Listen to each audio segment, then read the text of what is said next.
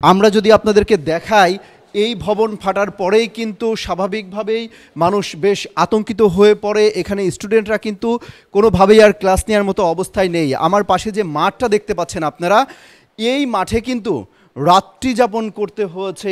আশেপাশের যেসব ভবন ফেটে গিয়েছিল সেই ভবনের যারা বাসিন্দারা ছিলেন তারা কিন্তু সেই ভবনে আর বসবাস করেননি, রাত্রে বের হয়ে এসেছেন। বের হওয়ার পরে কিন্তু এই যে মাঠ দেখতে পাচ্ছেন, এই মাঠেই কিন্তু তারা তাঁবু টাঙিয়ে রাত্রি যাপন করেছেন এবং তারা আজও বলছেন যে তারা ওই ফেটে যাওয়া ভবনে, ঝুঁকিপূর্ণ ভবনে আর তারা বসবাস করবেন না। তারা কিন্তু এই মাঠ, আমি একটু অনুরোধ করব যে এই মাঠটা দেখানোর জন্য, এই মাঠেই কিন্তু তারা রাত্রি যাপন করেছিলেন এবং তারা পরিকল্পনা করছেন যে আজকে রাত্রেও হয়তোবা তারা এই মাঠেই কাটাবেন রাত। দর্শক, আমরা এই মুহূর্তে আছি নরসিংদীর পলাশ উপজেলার পলাশ শিল্পাঞ্চল সরকারি কলেজে। এইখানকার যে চিত্র দেখতে পেলাম, প্রায় প্রতিটি ভবনেই ফাটল ধরেছে এবং ভয়াবহ ফাটল ধরেছে। আমাদের পেছনে যে দৃশ্য দেখতে পাচ্ছেন, প্রত্যেকটা জায়গায় কিন্তু ফাটল ধরেছে।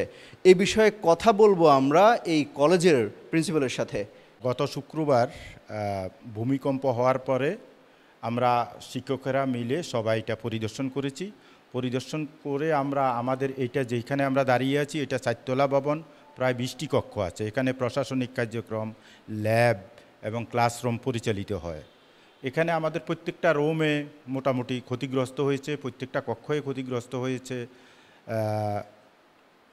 পরবর্তীতে আমরা দেখলাম যে আমাদের নতুন ভবনেরও প্রায় রুমগুলো ক্ষতিগ্রস্ত হয়েছে এবং তাৎক্ষণিক তখন আমরা সিদ্ধান্ত নিয়ে যেহেতু গত শুক্র শনি 2 দিনে বন্ধ ছিল, আজকে আমরা প্রধান প্রকৌশলী মহোদয়কে জানিয়েছি বিষয়টা এবং নির্বাহী প্রকৌশলী নরসিংদীকে জানিয়েছি, থানা নির্বাহী কর্মকর্তাকে জানিয়েছি এবং আমাদের ডিজি মহোদয়কে, ডিজি স্যারকেও আমরা জানিয়েছি।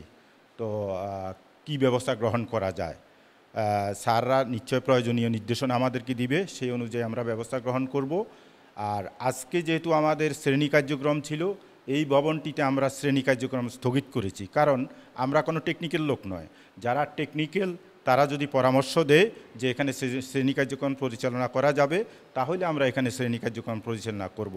না হলে শ্রেণী কার্যক্রম এখানে পরিচালনা এটা ঝুঁকিপূর্ণ হতে পারে, যে কোনো মুহূর্তে আরেকটা ডিজাস্টার হতে পারে, কোনো কিছু ভেঙে আমাদের শিক্ষার্থীদের ক্ষতিগ্রস্ত হতে পারে, শিক্ষার্থীরা হতে পারে, ভয় পাইতে পারে।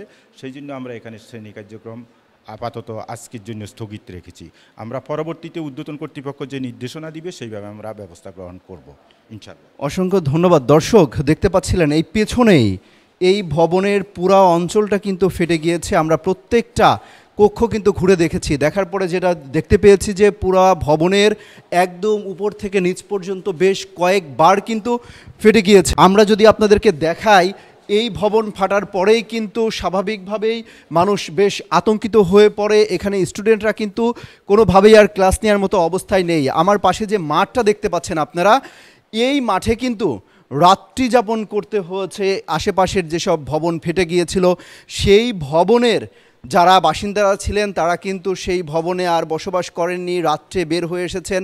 বের হওয়ার পরে কিন্তু এই যে মাঠ দেখতে পাচ্ছেন, এই মাঠেই কিন্তু তারা তাঁবু টাঙিয়ে রাত্রি যাপন করেছেন এবং তারা আজও বলছেন যে তারা ওই ফেটে যাওয়া ভবনে, ঝুঁকিপূর্ণ ভবনে আর তারা বসবাস করবেন না। তারা কিন্তু এই মাঠ, আমি একটু অনুরোধ করব যে এই মাঠটা দেখানোর জন্য, এই মাঠেই কিন্তু তারা রাত্রি যাপন করেছিলেন এবং তারা পরিকল্পনা করছেন যে আজকে রাত্রেও হয়তোবা তারা এই মাঠেই রাত কাটাবেন।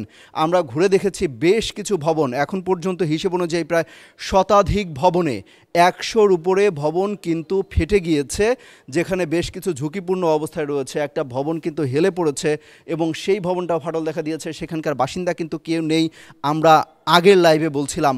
এরপরে কিন্তু তারা এই মাঠে অবস্থান করছেন এবং এখানকার যে শিক্ষার্থী ছিল তারা কিন্তু এই ঝুঁকির মধ্যে, অভিভাবক যারা ছিল তারা কিন্তু কোনোভাবেই এই ক্লাস নেওয়ার রিস্কটা কিন্তু নেয়নি। আমরা ক্যামেরায় দেখাচ্ছিলাম উপরে একটা ভবন দেখা যাচ্ছে যে ওই ভবনটা কিন্তু পাশের ভবনের সাথে হেলে পড়েছে এবং দুটো ভবনই কিন্তু ক্ষতিগ্রস্ত হয়েছে। এই পাশে যে ভবনটা রয়েছে সেই ভবনের কিন্তু বাসিন্দারা কেউ নেই এখন ওই মুহূর্তে, ঝুঁকিপূর্ণ হওয়ার কারণে তারা কিন্তু সবাই বের হয়ে চলে গিয়েছেন। এবং পাশের যে ভবনটা ছিল সেই ভবনের বাসিন্দারা কিন্তু এই মাঠে, এই কলেজের মাঠে কিন্তু অবস্থান করেছেন এবং এই শ্রেণীকক্ষের প্রায় প্রতিটা কক্ষই কিন্তু আমরা দেখতে পেয়েছি যে বেশ ক্ষতিগ্রস্ত হয়েছে।